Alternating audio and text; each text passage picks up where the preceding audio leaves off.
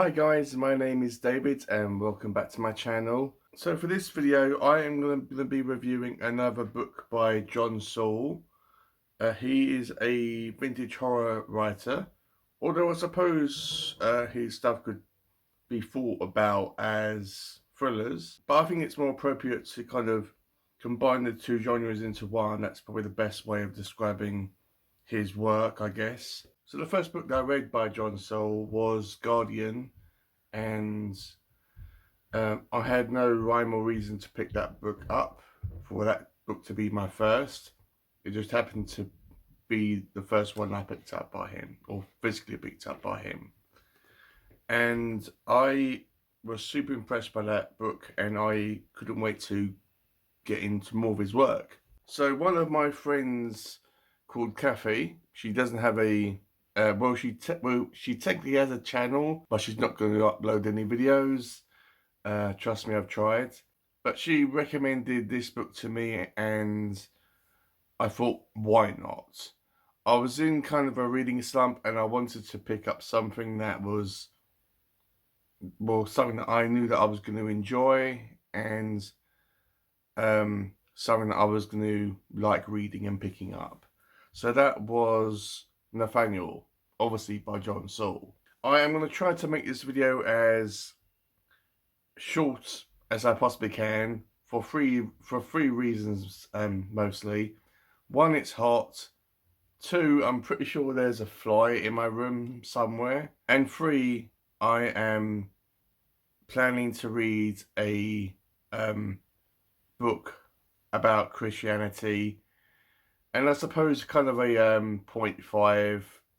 I can't be bothered to edit a super long video. So this is going to be my own personal thoughts and feelings regarding Nathaniel by John Saul, and this is going to be a spoiler-free video as well.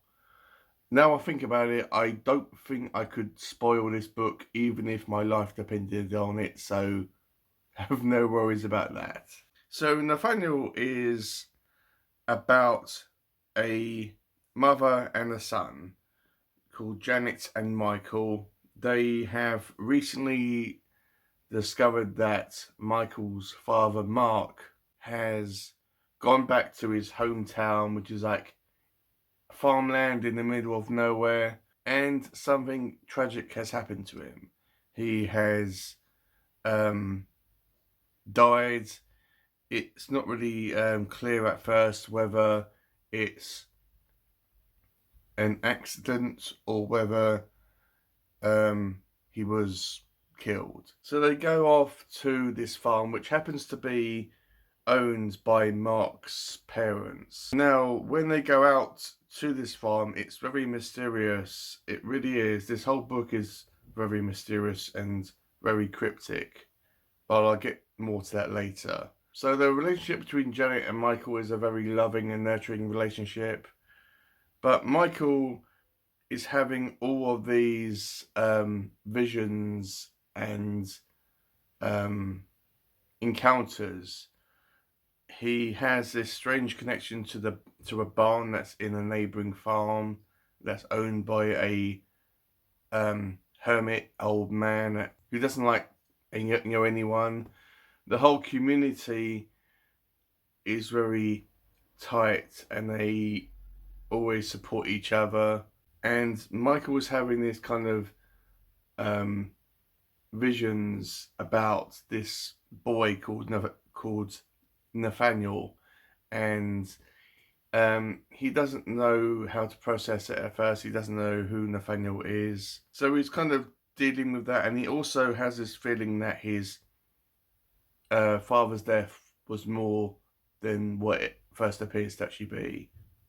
Now, in this kind of community that Janet and Michael have found themselves in, I'll try to explain this as best I can.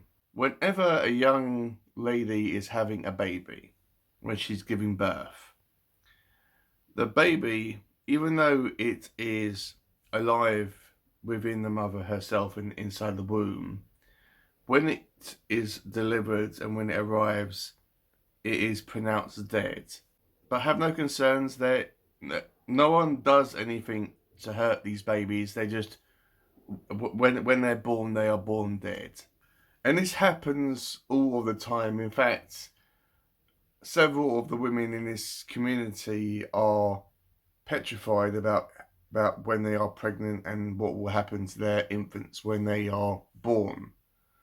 Now, um, as far as I know, these babies are kind of taken to a special location, and they are kind of referred to as Nathaniel's children. Now, Nathaniel, we learn more about him as the book goes on. I don't really want to kind of spoil that in case you want to read the book.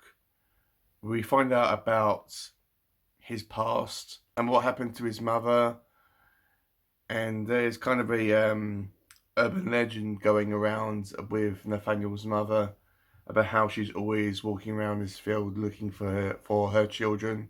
And Nathaniel, in a sense, has become an urban legend, sort of, in his own way. No one really, I mean, Nathaniel's name is always brought up in the book, but no one really believes that he's real. He's kind of like a town bogeyman, you know? So Michael finds some friends. There's two of them, I believe, and they don't have any. I mean, there's nothing really that distinguishes these two boys. They might as well have been called Friend One and Friend Two. We find out about Mark's parents, how the mother is in a wheelchair. She's very quiet and she doesn't talk a lot.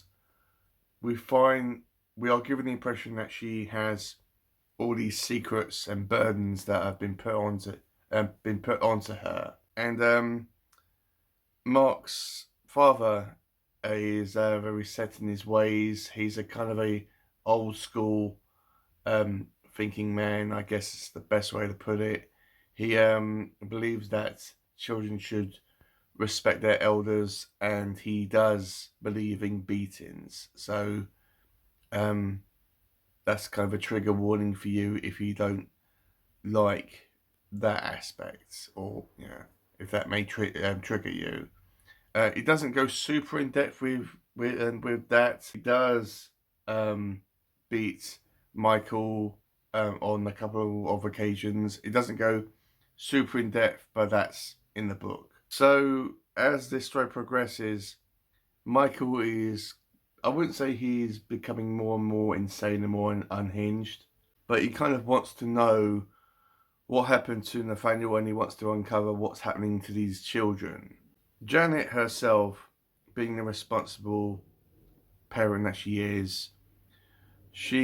is more concerned about all the secrets that Mark left behind and all of his secret life and his secret past that he didn't tell her about why he kind of left one day and he kind of ran away from home, and the only time that he came back home he died mysteriously. He never talked about his hometown. He never talked about his parents. He never told Janet that he had a sister, and he never told Janet that he owns a farm property, which in the book Michael and Janet move into, and they kind of renovate and make their own. And Janet kind of wants to move into this community. She's falling in love with it. She has a connection to it.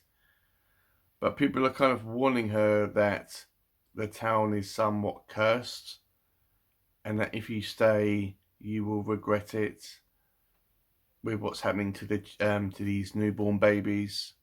And as the story progresses, they kind of find out what's happened, or what is happening behind Nathaniel, what is happening with this mysterious barn, and how the kind of different members of the community are kind of linked to this mysterious event and conspiracy, I guess. This book is very cryptic. It's very secretive.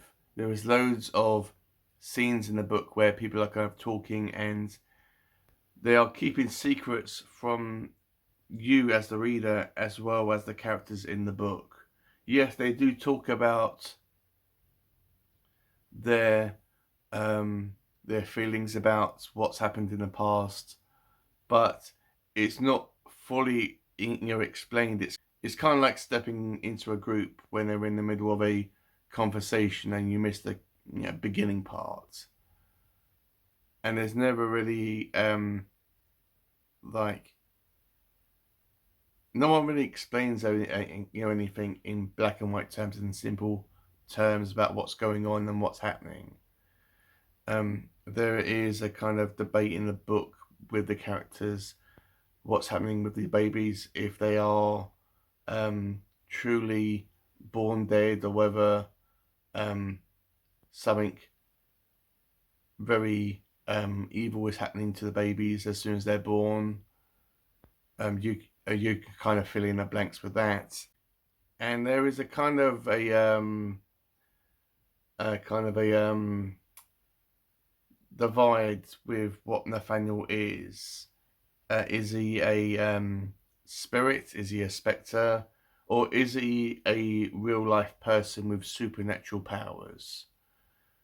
By the end of the book, I have no idea what one of them he falls under. And at the end of the story, characters are really conflicted about what they feel about Nathaniel, whether he is real or not real. But what is real in the book is that something is happening in this town, something mysterious, something unexplainable, and it's just covered in mystery and secrets, and that's good in the book. That it's good to have a bit of mystery and to kind of when you're going through the book, you kind of unravel the mystery and get some answers and solve it as the story progresses and we go on this journey with the characters.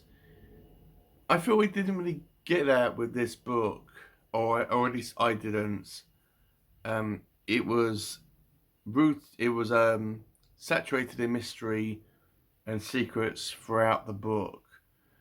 Does that mean that it was a bad read? No, it wasn't. But I feel that stuff could have been explained fully and in a more coherent way. This book started being really good. I was really impressed by it. I was really enjoying it. But as it went on, and it was still, and characters were still very secretive with each other. I think that's what really kind of dragged it for me, and unfortunately, it did get a bit boring because I'm thinking, well, okay, it's good to have a bit of mystery in the book, but at one point you have to have some black and white, simple, explanations about what's going on, and maybe it was partially explained, but it wasn't in it. But it wasn't explained enough for me to understand as a average reader. So, if you are into horror and thrillers and suspense, then I would definitely recommend this. Yeah, just be warned about the trigger warning. But yeah, just be aware about the trigger warnings I've mentioned. I recommend that you at least give this a try. Has it put me off of reading John Saul? Absolutely not. I can't wait to pick up another book by him. I've got a whole box full of his stuff, and I think instead of looking through it and kind of picking out what book I want to read, I'm just going to blindly open the box and just put my hand in and pull out, and whatever one I grab, that's the one I'll be reading next. But that won't be for at least one more month. But what am I going to rate Nathaniel by John Saul? I'm going to rate it a 3 stars. Despite the fact that it did drag for me, it was a entertaining book. It did intrigue me and interest me at the start. It was just unfortunate about as it progressed, it got a bit repetitive and dull for me. But still, I'm really happy that I read it. And thank you, Kathy, for recommending this to me.